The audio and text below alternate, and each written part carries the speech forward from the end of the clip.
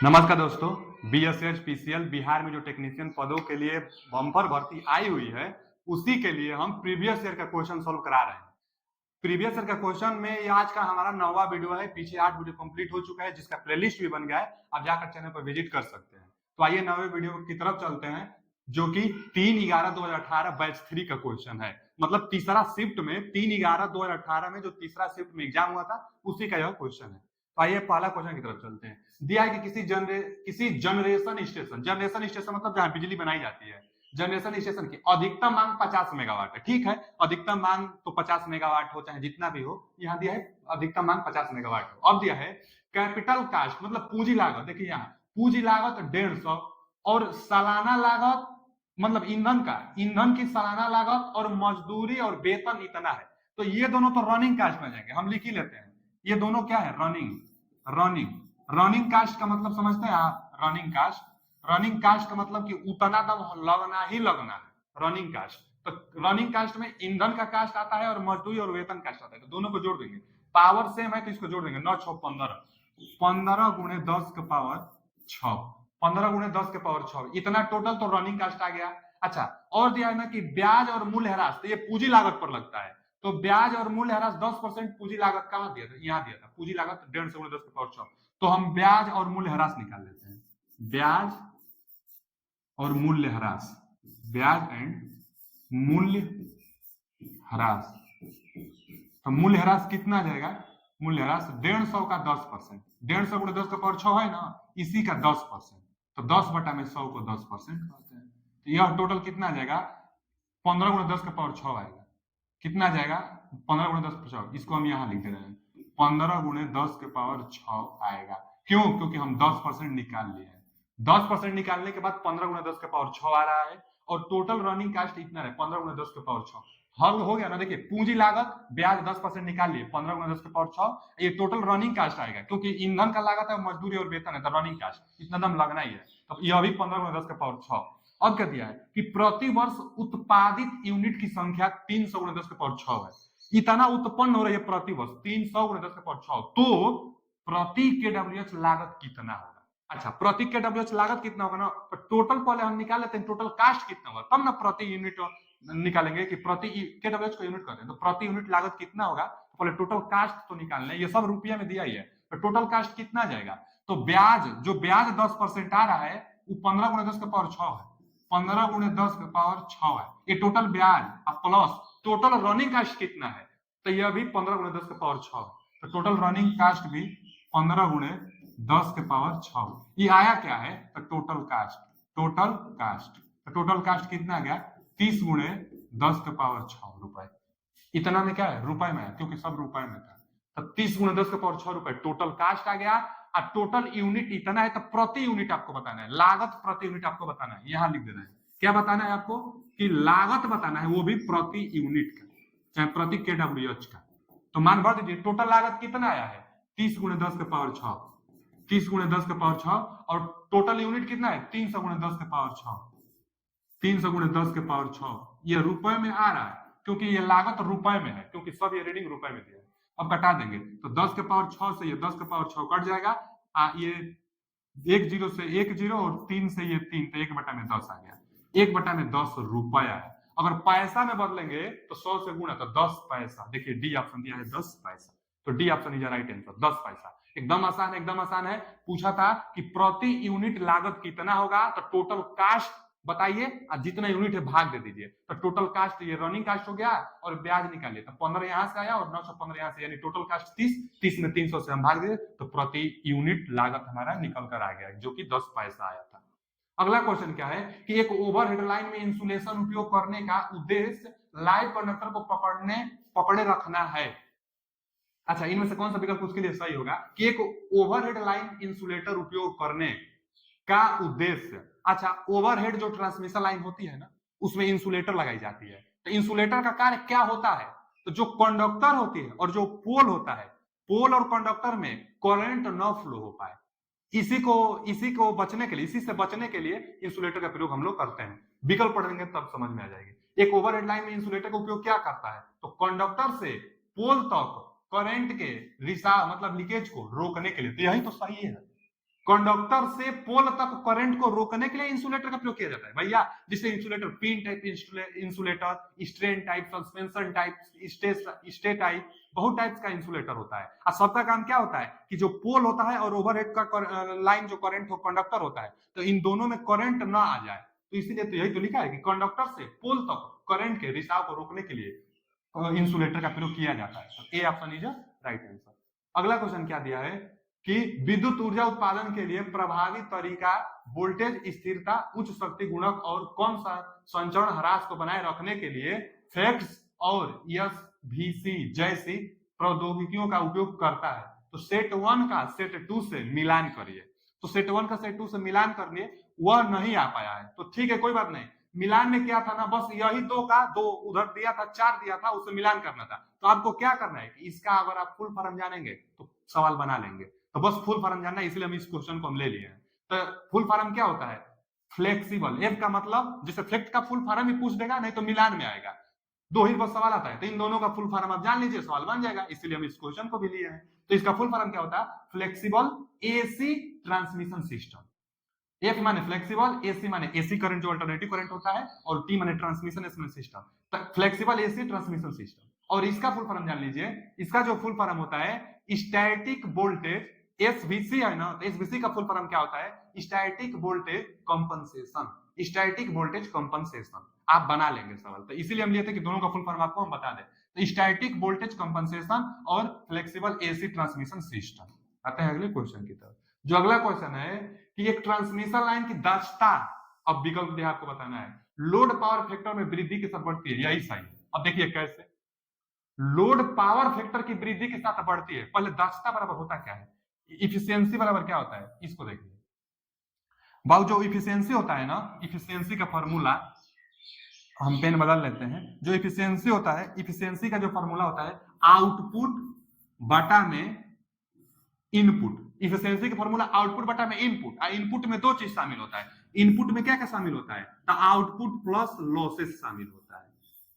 Output plus losses, ये दोनों मिलाकर इनपुट कहलाता है। ये इफिशियंसी हो गया। अच्छा, जो लॉसेस होता है ना, लॉसेस, लॉसेस किसके बराबर होता है?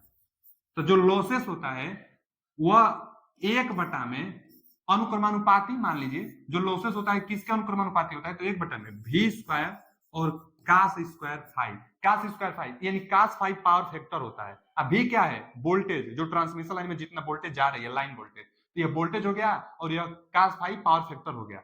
और पावर फैक्टर के स्क्वायर के भी व्युत्क्रमानुपाती और वोल्टेज के भी व्युत्क्रमानुपाती। कोई बार तो यही ट्रिक लगवा लेता है कि जो ट्रांसमिशन लाइन में लॉसेस होती है वोल्टेज के अनुक्रमानुपाती होती है कि व्युत्क्रमानुपाती, कि वर्ग के व्युत्क्रमानुपाती के अनुक्रमानुपाती। तो देख लेंगे वर्ग के व्युत्क्रमानुपाती और पावर फैक्टर भी वर्ग के व्युत्क्रमानुपाती होता है। अब यहां से अगर पावर फैक्टर का मान बढ़ेगा तो लॉसेस कम होगा, और लॉसेस कम होगा तो एफिशिएंसी बढ़ेगी।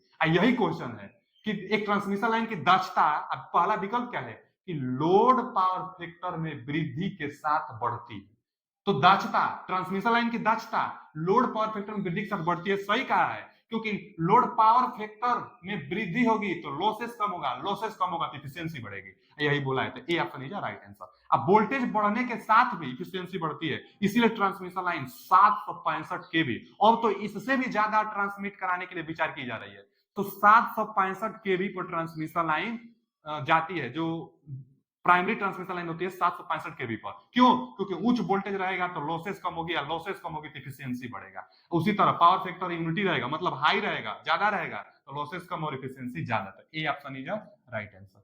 अगला क्वेश्चन क्या है कि ट्रांसमिशन लाइन में निम्न में से कौन सा सुरक्षा उपकरण उपयुक्त किया जाता है? ट्रांसमिशन लाइन में लाइटनिंग अरेस्टर होता है भैया। जो बड़े बड़े ट्रांसमिशन लाइन होते हैं उनमें लाइटनिंग अरेस्टर होता है। लाइटनिंग अरेस्टर क्या होता है? ये भी कई प्रकार का होता है, लेकिन लाइटनिंग अरेस्टर क्या होता है? तो लाइटनिंग अरेस्टर जो कभी कभी बहुत बरसात के दिनों में जब बिजली पड़ती है तो बहुत ज्यादा करंट आ जाती है। अब बहुत ज्यादा करंट आ जाने से क्या होता है कि इन लाइटनिंग अरेस्टर की सहायता से ग्राउंड हो जाती है। ट्रांसमिशन लाइन पर बिजली पड़ेगी तो लाइटनिंग अरेस्टर की सहायता से ग्राउंड हो जाएगी, बहुत ज्यादा जो करंट हाई अमाउंट में आएगी ग्राउंड हो जाएगी, जिससे हमारा जो घरों में उपकरण लगा होगा अथवा ट्रांसमिशन लाइन से जुड़ी जितना उपयंत्र होगी सब का सब सुरक्षित हो सकती है। सुरक्षा प्रदान करने के लिए क्या कराई जाती है, तो लाइटनिंग अरेस्टर का प्रयोग किया जाता है, जो कि ट्रांसमिशन लाइन के एंडिंग सिरा और जो इनिशियल सिरा, जो स्टार्टिंग सिरा होता है और अंतिम सिरा होता है, वहां पर भी लाइटनिंग अरेस्टर का प्रयोग कर दिया जाता है। इसका जनरली स्टार्टिंग में रेजिस्टेंस है, नॉर्मली रेजिस्टेंस बहुत ज्यादा हाई होता है क्योंकि ओपन होता है।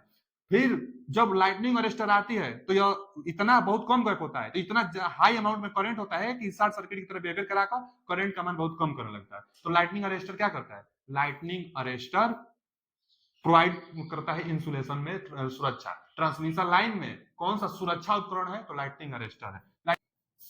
अगला क्वेश्चन है कि ट्रांसमिशन लाइन केबल में मौजूद चार्जिंग करंट।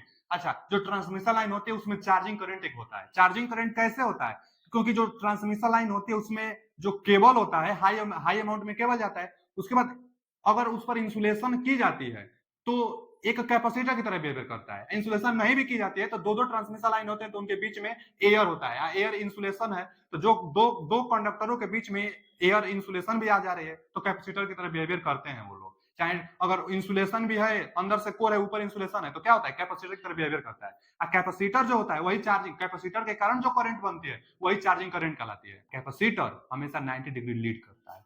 तो वही पूछा है कि ट्रांसमिशन लाइन में केबल में मौजूद चार्जिंग करंट अब क्या करता है, 180 डिग्री लाई करता है, नहीं भैया, 90 डिग्री लीड करता है। तो 90 डिग्री लाई करता है, नहीं, 90 डिग्री लीड करता है, तो ये सही है। वोल्टेज से 90 डिग्री लीड करता है करंट वाला जो कैपेसिटर का जो करंट बनता है, तो कैपेसिटर का करंट चार्जिंग करंट जो कि वोल्टेज से 90 डिग्री लीड मतलब आगे आगे चलता है। तो C option is a right answer. अगला क्वेश्चन क्या है कि डीसी ड्राइव सिस्टम का गति नियामक इकाई फीडबैक सिग्नल के साथ ऑपरेट के निर्देश का मिलान करती है और उचित सिग्नल किसको भेजता है, तो देखिए फायरिंग सर्किट। जो फायरिंग सर्किट होती है फीडबैक, जो एससीआर होता है, एससीआर में गेट टर्मिनल होता है जो कि ट्रिगर कराने के लिए प्रयोग की जाती है, तो वही फायरिंग सर्किट जो कि आग, फायरिंग मतलब क्या, आग आग प्रोवाइड कराती है तो उसे सुरक्षा प्रदान करता है। कैपेसिटर के साथ एक रजिस्टर पैरेलल में लगा दी जाती है जो कि आग से सुरक्षा प्रदान करता है, उसी को हम लोग फायरिंग सर्किट कहते हैं, जो ट्रिगर के साथ कनेक्ट होता है, ट्रिगरिंग के लिए प्रयोग की जाती है।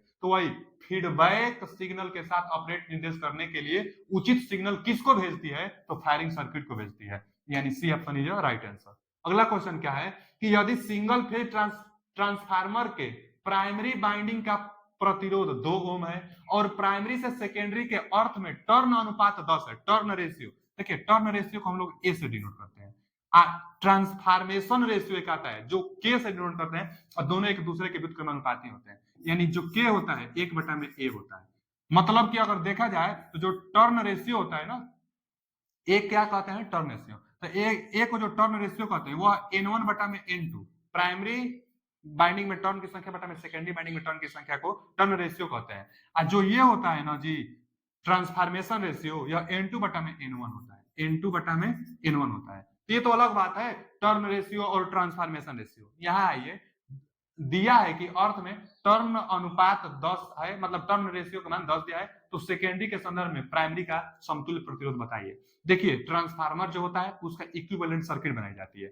इक्विवेलेंट सर्किट का मतलब यह होता है कि एक ही सर्किट में प्राइमरी साइड का रेजिस्टेंस, इंपेडेंस और रिएक्टेंस, और सेकेंडरी साइड का जो बाइंडिंग होगी उसका रेजिस्टेंस होगा, तो सेकेंडरी साइड का रेजिस्टेंस, इंपेडेंस, वोल्टेज, करंट जितना होगा, तो इन दोनों को एक ही सर्किट में दिखा देना ही इक्विवेलेंट सर्किट कहलाता है।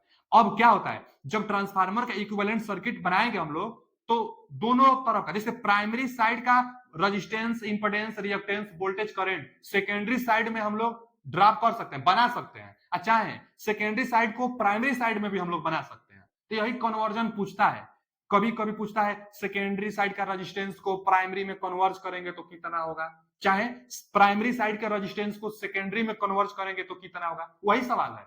रेजिस्टेंस, वोल्टेज, करंट कुछ भी कन्वर्ज करा सकता है। तो सवाल क्या है, यदि सिंगल फेज ट्रांसफार्मर के प्राइमरी बाइंडिंग का रेजिस्टेंस 2 ओम है, प्राइमरी का 2 ओम दिया है और सेकेंडरी में कन्वर्ज कराएगा, सेकेंडरी के संदर्भ में प्राइमरी का रेजिस्टेंस बताइए। मतलब वही प्राइमरी को सेकेंडरी में कन्वर्ज करके रेजिस्टेंस आपसे पूछा है। देखिए फॉर्मूला आता है, फॉर्मूला क्या आता है कि पहले तो हम सेकेंडरी को प्राइमरी में कई बार करवाता है, आज सारा किताब वही देता भी है। तो क्या करेंगे हम लोग कि प्राइमरी साइड में देखिए R1 मतलब प्राइमरी साइड का रेजिस्टेंस, अच्छा इसको R2 डैश कर लेते हैं, R2 डैश का मतलब सेकेंडरी साइड का रेजिस्टेंस है जो कि प्राइमरी में आ रहा है। क्या फॉर्मूला होता है, तो R2 बटा में के स्क्वायर। R2 है सेकेंडरी साइड का रेजिस्टेंस है, के स्क्वायर ट्रांसफॉर्मेशन रेशियो है। ट्रांसफॉर्मेशन रेशियो के वर्ग से अगर R2 माने सेकेंडरी साइड के रेजिस्टेंस में भाग देंगे तो प्राइमरी साइड में इक्विवेलेंट रेजिस्टेंस मिल जाएगा। अच्छा, इसी का उल्टा, अगर अगर ये तो सेकेंडरी को प्राइमरी में देखिए, R2 मतलब सेकेंडरी रेजिस्टेंस, अगर प्राइमरी साइड के रेजिस्टेंस को कन्वर्ट करेंगे तो प्राइमरी को कहां कन्वर्ट करेंगे? Secondary side. तो प्राइमरी के रेजिस्टेंस में ट्रांसफॉर्मेशन रेशियो से गुणा करेंगे, इसके वर्ग से गुणा करेंगे तो आ जाएगा कन्वर्जन, मतलब सेकेंडरी साइड में रेजिस्टेंस, प्राइमरी को सेकेंडरी साइड में, दोनों उल्टा चलता है। प्राइमरी को सेकेंडरी साइड में ले जाना होगा तो ट्रांसफॉर्मेशन रेशियो के वर्ग से गुणा, अगर सेकेंडरी को प्राइमरी में लाना होगा तो ट्रांसफॉर्मेशन रेशियो के वर्ग से भाग देंगे। ये तो रेजिस्टेंस है। अगर रिएक्टेंस इंपोर्टेंस होता तो सेम यही कंडीशन करते हैं कि ट्रांसफॉर्मेशन रेशियो के वर्ग से भाग देते तो प्राइमरी में आता, अब प्राइमरी सेकेंडरी में जाता अगर गुणा करते तो। अगर वोल्टेज निकालना होता तो केवल के से, के का वर्ग नहीं, ट्रांसफॉर्मेशन रेशियो का वर्ग नहीं, केवल के से भाग देंगे। जैसे वोल्टेज के लिए V2 डैश मतलब सेकेंडरी साइड का वोल्टेज प्राइमरी में आ रहा है तो V2 बटा में के कर देंगे। अब करंट के लिए के से गुणा करते तो ये सेकेंडरी साइड को प्राइमरी में हम कन्वर्ट कर रहे हैं। अगर I2 होता, I2 डैश को मतलब सेकेंडरी करंट को प्राइमरी में ला रहे हैं तो के गुणे I2। अगर सेकेंडरी धारा को प्राइमरी में लाना है तो के गुणा करना होगा, अगर सेकेंडरी वोल्टेज को प्राइमरी में लाना है तो के से भाग देना होगा, अगर सेकेंडरी रेजिस्टेंस इंपेडेंस रिएक्टेंस को प्राइमरी में लाना है तो के से भाग देना होगा। अब सेम उल्टा कर दीजिए इसी का तो हो जाएगा प्राइमरी से सेकेंडरी में। सवाल यही है कि प्राइमरी बाइंडिंग का प्रतिरोध दिया है तो सेकेंडरी में आपको बताना है, तो प्राइमरी को सेकेंडरी में तब ये वाला फॉर्मूला मान भर देंगे। तो R1 डैश प्राइमरी का रेजिस्टेंस सेकेंडरी में बताना है तो जानते हैं कि ये वाला, वो तो सेकेंडरी से प्राइमरी के लिए था। तो कितना दिया है? 2 ओम दिया है, के स्क्वायर टर्न रेशियो का उल्टा होता है ना के, तो टर्न रेशियो 10 दिया है तो ट्रांसफॉर्मेशन रेशियो क्या होगा? उल्टा इसका, वो भी इसका 10 का उल्टा तो 1/10 और इसका वर्ग भी करना होगा क्योंकि के स्क्वायर है तो 1/10 तो 2/100 और 2/100 का मतलब 0.02 ओम, 0.02। ये C option, C option formula आप जान लीजिए, एकदम सवाल बन जाएगा, एकदम इजी सवाल है। अगला क्वेश्चन है कि किस प्रकार की वायरिंग अत्यधिक टिकाऊ होती है और यांत्रिक क्षति से कम प्रभावित होती है? यांत्रिक मतलब मैकेनिकल चोट, वाह चोट से कम प्रभावित होगी और जो टिकाऊ होगी, अत्यधिक टिकाऊ होती है। तो कौन सा वायरिंग है? तो देखिए कंड्यूट वायरिंग होगा, इसका जवाब क्या होगा? Conduit wiring. अब कंड्यूट वायरिंग क्या होता है? कंड्यूट वायरिंग, तो कंड्यूट वायरिंग दो प्रकार से होता है। सबसे अच्छा, पहले कोई भी वायरिंग देते सबसे अच्छा और सबसे टिकाऊ वायरिंग यही है, परमानेंट वायरिंग है ये कंड्यूट वायरिंग। कंड्यूट वायरिंग दो प्रकार से होती है। कौन कौन दो प्रकार का होता है? तो एक तो कंसील्ड वायरिंग, कंसील्ड वायरिंग जो होता है ना, ये दीवार के अंदर अंदर जो नहीं वायरिंग की जाती है उसी को कंसील्ड वायरिंग कहते हैं। दीवार के अंदर अंदर तो मैकेनिकल जो चोट लगेगी उससे तो बचेगा ही ना, क्योंकि वो तो अंदर अंदर है। तो कंसील्ड वायरिंग जो दीवार के अंदर अंदर होती है। एक होता है सरफेस वायरिंग, जो गोलाकार पाइपें होता है लेकिन सरफेस पर भी की जाती है, तो इसको हम लोग कहते हैं सरफेस सरफेस वायरिंग। तो सरफेस वायरिंग एक कंसील्ड वायरिंग, ये दोनों कंड्यूट का ही, दोनों अच्छा होता है। एक और आता है केपिंग केसिंग, जैसे जो यहाँ दिया है केपिंग केसिंग। तो केपिंग केसिंग जो पट्टी टाइप का नहीं होता है, केपिंग केसिंग एक कैप उस पर ऊपर से लगा, केसिंग नीचे नीचे लगता है, वायर बिछाकर ऊपर से एक कैप लगा दी जाती है, तो वही केसिंग केपिंग कहलाती है। तो ये भी अच्छा होता है, लेकिन सबसे अच्छा कंड्यूट होता है जिसमें दो टाइप होते हैं। इनमें भी सबसे अच्छा कंसील्ड वायरिंग होता है जो कि दीवार के अंदर अंदर होता है, सबसे टिकाऊ है। और सबसे सस्ता कौन सा है? तो क्लीट वायरिंग है। यह भी पूछता है 60 सेमी की दूरी पर क्लीट वायरिंग क्या होता है? बस वायर को बिछा दी जाती है और 60 सेमी की दूरी पर बीट ठोक दी जाती है, एक बीट आती है 60 सेमी की दूरी पर बीट ठोकी जाती है। यह टेम्पोररी होता है, मतलब अस्थायी वायरिंग होती है। इस वायरिंग का प्रयोग केवल कुछ समय के काम करने के लिए क्लीट वायरिंग का प्रयोग किया जाता है। ये क्या होता है? सबसे अच्छा होता है कि जो कि एक अंदर अंदर सरफेस पर भी एक हो सकता है और एक अंदर अंदर होता है। अगला क्वेश्चन क्या है कि विद्युत वायरिंग के लिए, फिर आ गया वायरिंग, विद्युत वायरिंग के लिए भारतीय मानक के अनुसार क्लीट वायरिंग सिस्टम में, क्लीट वायरिंग में क्रमानुगत दो क्लीट के बीच की अनुवांशिक अधिकतम दूरी भैया 60 सेमी, हम अभी बताए, दो क्लीटों के बीच की अधिकतम दूरी, जो क्लीट वायरिंग होती है तो उनमें दो क्लिपों के बीच की अधिकतम दूरी 60 सेमी रख सकते हैं। तो A option is right answer. अगला क्वेश्चन है कि आर्मेचर रिएक्शन के प्रभाव को कम करने के लिए, डीसी मशीन में आर्मेचर रिएक्शन के प्रभाव को कम करने के लिए इस्तेमाल की जाने वाले इंटरपोल में, अब इंटरपोल में क्या होता है? जो डीसी मशीन होती है उसमें आर्मेचर रिएक्शन आता है, एक कम्यूटेशन प्रॉब्लम आती है। कम्यूटेशन प्रॉब्लम में आर्क उत्पन्न हो जाते हैं, तो उसको भी कंट्रोल करने के लिए इंटरपोल का प्रयोग किया जाता है, और आर्मेचर रिएक्शन को भी कंट्रोल करने के लिए इंटरपोल का प्रयोग किया जाता है। जो इंटरपोल होता है ना, एक और पोल बना दी जाती है, जैसे डीसी मशीन होता है। जैसे देख लीजिए, यहां मान लीजिए कि डीसी मशीन का स्टेटर है, तो स्टेटर में हम लोग पोल बनाएंगे ना, यहाँ पोल, यहाँ पोल, यहाँ पोल और यहाँ पोल, पोल बनाएंगे। तो एक और पोल होती है छोटा छोटा, जिसको हम लोग कहते हैं इंटरपोल, इस पर भी बाइंडिंग की जाती है। तो इस पर कम टर्न होता है और मोटा वायर का प्रयोग किया जाता है, बहुत कम टर्न। जो आर्मेचर होता है ना, तो आर्मेचर के साथ सीरीज में ये क्या होते हैं, ये सब कनेक्ट होते हैं, आर्मेचर के साथ सीरीज में कनेक्ट होते हैं। तो इंटरपोल जो होता है आर्मेचर के साथ सीरीज में कनेक्ट होता है, मोटा वायर होता है और कम टर्न होता है। तो देख लेते हैं क्या करता है, आर्मेचर रिएक्शन से सुरक्षा प्रदान करता है और कम्यूटेशन से भी सुरक्षा प्रदान करता है। तो दिया है कि डीसी मशीन में आर्मेचर रिएक्शन के प्रभाव को कम करने के लिए इस्तेमाल की जाने वाले इंटरपोल में, अब दिया है कि बड़ी संख्या में मोटे तार, तो बड़ी संख्या में नहीं, कम संख्या में, कम संख्या में पतले तार, तो ये भी नहीं और ये भी नहीं।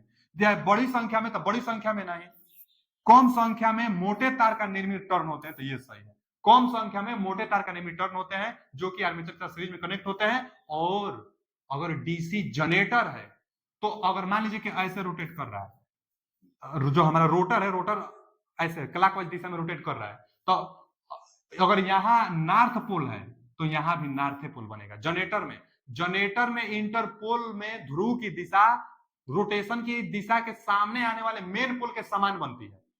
अगर मोटर है तो मोटर में रोटेशन के विपरीत दिशा में, मतलब रोटेशन के पिछले वाले मेन पोल के समान बनता है। अगर यहाँ साउथ पोल है तो यहाँ साउथ पोल बनेगा इंटरपोल पर। इंटरपोल साउथ है तो पीछे वाला अगर साउथ पोल है तो अब साउथ पोल बनेगा मोटर के केस में, डीसी मोटर केस में। और डीसी जनरेटर के केस में रोटेशन की दिशा में अगर सामने वाला मेन पोल जो होगा वही इंटरपोल की पोलैरिटी बनेगी। तो यहाँ पर तो बस यही पूछा था कि कम संख्या में मोटे तार लगाई जाती है इंटरपोल में, जो कि आर्मेचर के साथ सीरीज में कनेक्ट होते हैं। आगे क्या है कि कम वोल्टेज उपकरण के लिए मेगर टेस्ट करने के लिए पर्याप्त वोल्टेज क्या है। देखिए जो मेगर होता है ना, मेगर से इंसुलेशन रेजिस्टेंस टेस्ट की जाती है, जो मेगा ओम में मेजर करता है। तो इंसुलेशन रेजिस्टेंस टेस्ट करने के लिए मेगर प्रयोग करते हैं, तो कम वोल्टेज पर मैक्सिमम उसको 500 वोल्ट चाहिए और हाई वोल्टेज के लिए 1000 से 1500 वोल्ट चाहिए। तो यह पूछा है कम वोल्टेज पर मेगा टेस्ट करने के लिए पर्याप्त वोल्टेज रेटिंग क्या होगी, पहले दे दिया है कि कम वोल्टता उपकरण के लिए। तो कम वोल्टता उपकरण के लिए 500 वोल्ट के आसपास, यहाँ 440 वोल्ट पर आप मेगर को यूज ले सकते हैं, तो वही 500 वोल्ट के आसपास। तो कम वोल्टेज पर मेगर को 500 वोल्ट के आसपास यूज किया जाता है और हाई वोल्टेज के साथ 1000 से 1500 वोल्ट के साथ प्रयोग किया जाता है मेगर को। तो लो वोल्टेज पूछा था इसलिए 500 वोल्ट पर मेगर को उपयोग कर सकते हैं। आगे दिया है कि सभी अर्थ वायर और कंटिन्यूटी मतलब भू सततता मतलब कंटिन्यूटी चालक आमतौर पर निम्नलिखित किस विकल्प के बने होते हैं। तो अर्थ जो इलेक्ट्रोड होते हैं ना, तो अर्थ वायर किसके बने होते हैं, तो भैया गैल्वेनाइज्ड आयरन के बने होते हैं, चाहे गैल्वेनाइज्ड स्टील के बने होते हैं। तो सिल्वर का तो नहीं, ये तो बहुत महंगी धातु है, स्टेनलेस का भी नहीं, जिंक का भी नहीं, गैल्वेनाइज्ड स्टील चाहे गैल्वेनाइज्ड आयरन का बना होता है। कितना मोटा होना चाहिए, तो कम से कम आधा, जो हम लोग जो घरों में वायरिंग करते हैं तो उस वायरिंग का आधा कम से कम एरिया में होना चाहिए। जैसे रीडिंग पूछता है तो गैल्वेनाइज्ड स्टील चाहे आयरन के लिए कितना होता है, तो इसके लिए होता है मतलब 8 SWG, और कापर वायर का अगर होगा तो 14 SWG, क्योंकि जितना ज्यादा उतना पतला होगा। तो कापर वायर होगा अगर तो 14 SWG स्टैंडर्ड वायर गेज करते हैं। तो गैल्वेनाइज्ड स्टील का प्रयोग होगा अर्थ वायर के रूप में। D option is right answer. अगला क्वेश्चन क्या है कि स्थिर वोल्टता और सप्लाई फ्रीक्वेंसी पर किसी ट्रांसफार्मर में निम्नलिखित में से कौन सी हानि एक समान बनी रहती है। पहले तो आप यही बता लीजिए कि कौन सी हानि है जो एक समान रहती है। तो कोर लॉस है चाहे आयरन लॉस है, यह कांस्टेंट बनी रहती है। और कॉपर लॉस वेरिएबल लॉस है जो कि लोड पर निर्भर करता है। अच्छा यह कैसे, तो देखिए वोल्टेज और फ्रीक्वेंसी किसी ट्रांसफार्मर में निम्नलिखित में से कौन सी हानि है जो एक समान बनी रहती है। आप पहले ये देख लीजिए, ई चाहे भी, वोल्टेज चाहे इंड्यूस ईएमएफ, क्या फॉर्मूला होता है ट्रांसफार्मर के लिए, तो 4.44। अगर बाइंडिंग फैक्टर है तो बाइंडिंग फैक्टर, फ्रीक्वेंसी, फाई और टी, यही फॉर्मूला होता है। अब बोल रहा है कि स्थिर वोल्टेज और सप्लाई फ्रीक्वेंसी, स्थिर वोल्टेज और फ्रीक्वेंसी, चलिए यहां लिख देते हैं V बटा में F। क्या बोला है, कांस्टेंट है। शुरू में बोल दिया है ना इस सवाल का शुरू में बोला है कि स्थिर वोल्टेज और सप्लाई फ्रीक्वेंसी माने V बाई F क्या है, कांस्टेंट है।